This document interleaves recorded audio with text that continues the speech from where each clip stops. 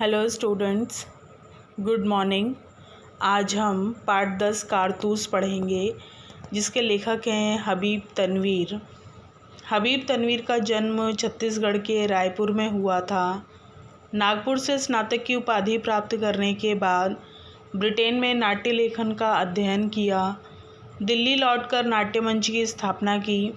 वे नाटककार, कवि, पत्रकार, निर्देशक और अभिनेता जैसी बहुमुखी प्रतिभा के धनी थे, किंतु लोकनाट्य उनका मनपसंद क्षेत्र रहा। उनको कई पुरस्कारों, फेलोशिप और पद्मश्री से सम्मानित किया गया। आगरा बाजार, चरणदास चोर, देख रहे हैं, नैन, हिरमा की कहानी आदि उनके प्रमुख नाटक हैं तथा वसंत ऋतु का सपना, शाजापुर की शांतिबाई, मिट्टी की गाड़ी और मुद्रा राक्षस अनुदित नाटक है। यहाँ जो कारतूस एकांकी है उसमें वजीर अली नामक एक जाबाज के कारनामों का वर्णन है, जिसका एकमात्र लक्ष्य अंग्रेज़ों को इस देश से निकालना है। उसने अंग्रेज़ी हुकूमत की नींद हराम कर रखी थी। वह इतना निडर और दिलेर था कि बटालियन के खेमे में पहुंचकर वह कर्नल पर ऐसा रोष जमाता है कि खुद कर्नल हक्का बक्का रह जाता है और उसके मुंह से शत्रु की तारीफ निकल पड़ती है। जैसा कि हमने देखा है कि हमारे देश की स्वतंत्रता के लिए कई लोगों ने अपना बलिदान दिया, त्याग दिया और देश की स्वतंत्रता हासिल की। ठीक उनमें से ही ऐसा ही यह एक पात्र है वजीर अली नामक का, कि उसने भी देश से अंग्रेज़ों को निकालने के लिए उनकी नींद हराम कर रखी थी।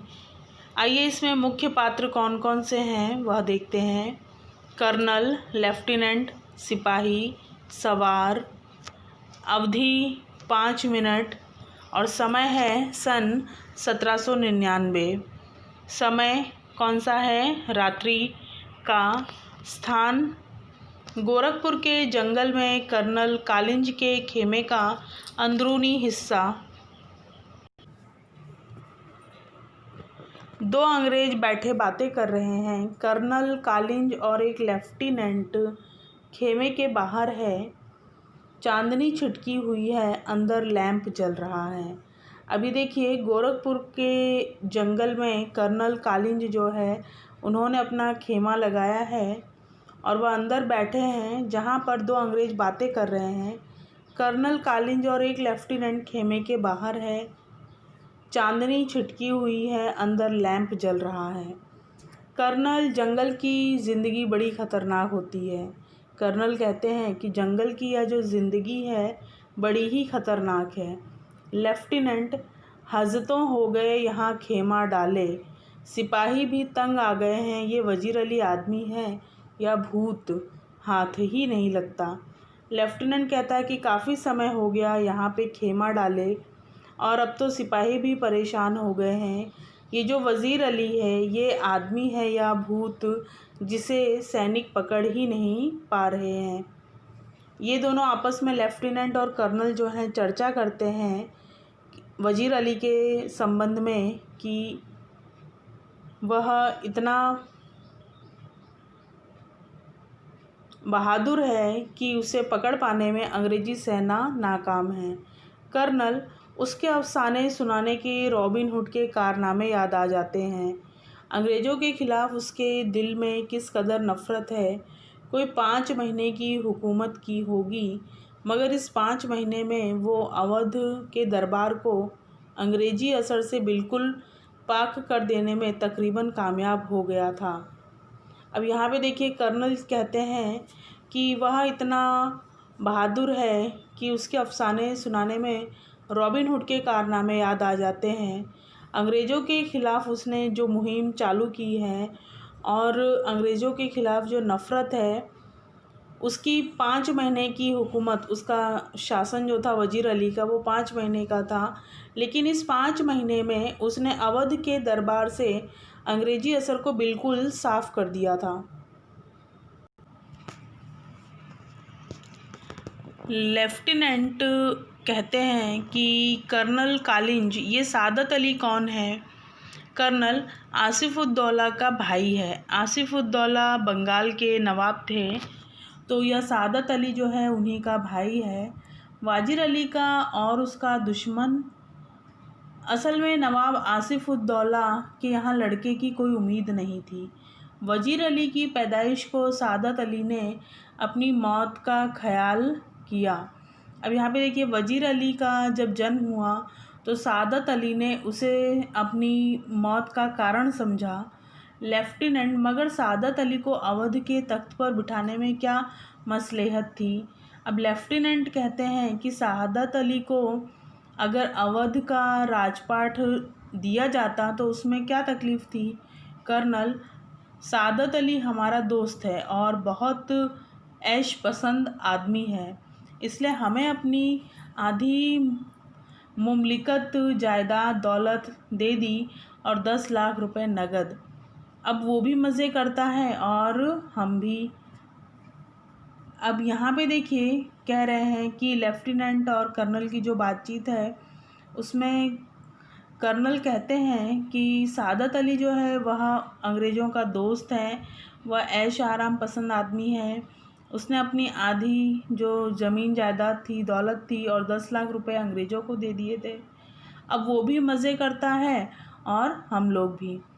लेफ्टिनेंट कहता है, सुना है ये वजीर अली अफ़गानिस्तान के बादशाह शाह-ए-ज़मा को हिंदुस्तान पर हमला करने की दावत दे रहा है।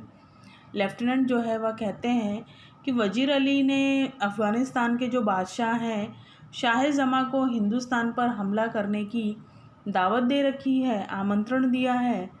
कर्नल कहते हैं कि अफ़गानिस्तान को हमले की दावत सबसे पहले असल में टीपू सुल्तान ने दी, फिर वजीर अली ने भी उसे दिल्ली बुलाया और फिर शम्सुद्दौला ने भी। अब यहाँ पे देखिए, कर्नल जो है वह बताता है कि अफ़गानिस्तान को तो भारत पे हमला करने की सबसे पहले दावत टीपू सुल्तान ने दी थी और फिर वजीर अली ने भी उसे दिल्ली बुलाया था और उसके बाद शमसुद्दौला ने भी। लेफ्टिनेंट, कौन शमसुद्दौला? कर्नल, नवाब बंगाल का निस्बती भाई, बहुत ही ख़तरनाक आदमी है। अब लेफ्टिनेंट पूछता है कि ये शमसुद्दौला कौन है? तो कर्नल कहते हैं कि वो बंगाल के नवाब का भाई है, बहुत ही ख़तरनाक आदमी है। लेफ्टिनेंट, इसका तो मतलब ये हुआ कि कंपनी के ख़िलाफ़ सारे हिंदुस्तान में एक लहर दौड़ गई है। अब यहाँ पे लेफ्टिनेंट कहता है कि अंग्रेज़ी सरकार के ख़िलाफ़, प्रशासन के ख़िलाफ़ सारे हिंदुस्तान में एक लहर दौड़ गई है। कर्नल, जी हाँ, और अगर ये कामयाब हो गई तो बक्सर और पलासी के कारनामे धरे रह जाएंगे और कंपनी जो कुछ लॉर्ड क्लाइव के हाथों हासिल कर चुकी है, लॉर्ड वेल्जली के हाथों सब खो बैठेगी। अब यहाँ पे देखिए कि दोनों बातें कर रहे हैं और वहाँ पे ये एक एहसास हो रहा है कि किस प्रकार भारत में कंपनी के ख़िलाफ़ की लहर दौड़ चुकी है। तो लॉर्ड क्लाइव के समय में भारत ने जो कुछ हासिल किया था वो लॉर्ड वेल्जली के हाथों सब उनका गंवा उठेगा। लेफ्टिनेंट कहते हैं कि वजीर अली की आज़ादी बहुत ख़तरनाक है, हमें किसी न किसी तरह इस शख्स को गिरफ़्तार कर ही लेना चाहिए।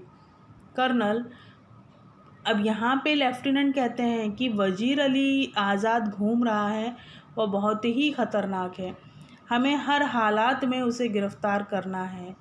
कर्नल, पूरी एक फ़ौज लिए उसके पीछा कर रहा हूँ और बरसों से वह हमारी आंखों में धूल झोंक रहा है और इन्हीं जंगलों में फिर रहा है और हाथ नहीं आता।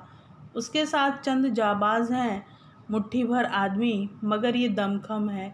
अब देखिए, कर्नल कहते हैं कि काफ़ी समय से पूरी फ़ौज लेकर मैं उसका पीछा कर रहा हूँ, लेकिन वह ऐसा है कि सबकी आंखों में धूल झोंक कर भागता फिर रहा है। इन्हीं जंगलों में है, लेकिन फिर भी हाथ नहीं आता। वह बहुत जाबाज़ है, बहुत ही बहादुर है, उसके पास मुट्ठी भर आदमी होंगे, लेकिन उसका दमखम, उसकी ताकत इतनी ज़बरदस्त है। लेफ्टिनेंट, सुना है वजीर अली जाती तौर से भी बहुत बहादुर आदमी है। लेफ्टिनेंट अब यहाँ पर कहते हैं कि ऐसा उन्होंने सुना है कि वजीर अली जो है वह बहुत ही बहादुर आदमी है। कर्नल, बहादुर ना होता तो यूं कंपनी के वकील का कत्ल कर देता।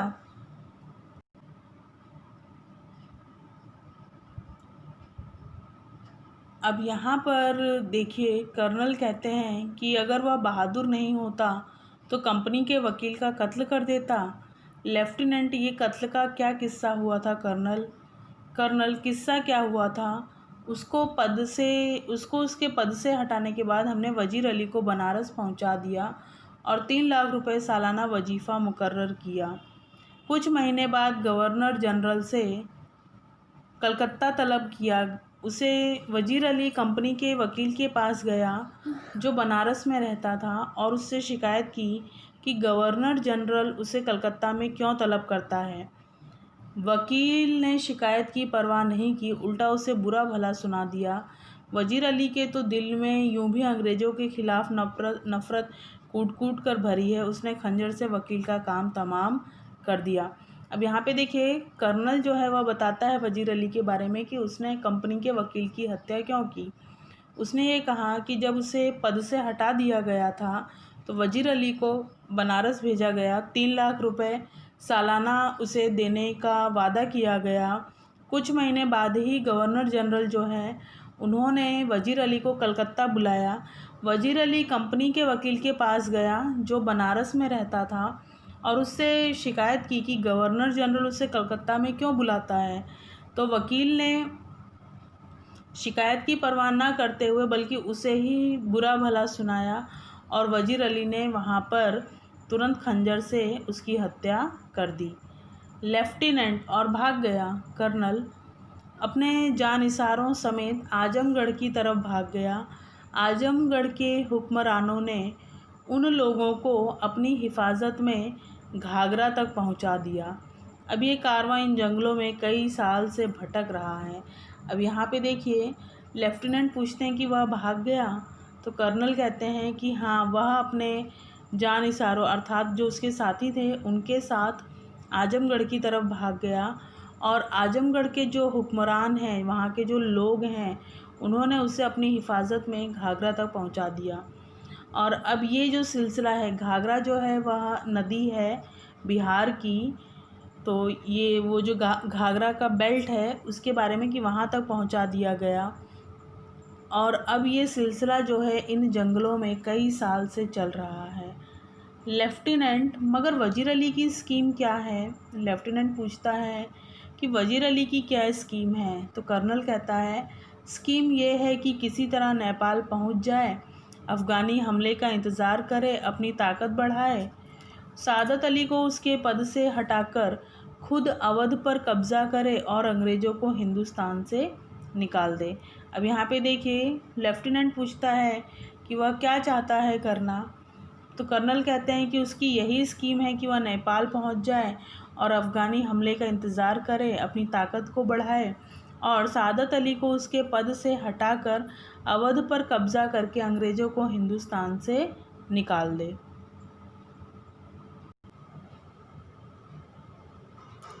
हमने देखा कि वजीर अली जो पात्र है वह काफ़ी दिलेर है और उसकी बहादुरी की वजह से ये लेफ्टिनेंट और कर्नल भी परेशान हैं और वह भारत से अंग्रेज़ों को दूर भगाकर अवध क्षेत्र में मुग़लों का साम्राज्य स्थापित करना चाहता है। तो आज हम अपना पाठ यहीं तक रखते हैं। मैं आशा करती हूँ आप सभी को पाठ बहुत अच्छे से समझ में आया होगा और ध्यानपूर्वक आप सभी ने पढ़ा और सुना होगा। धन्यवाद।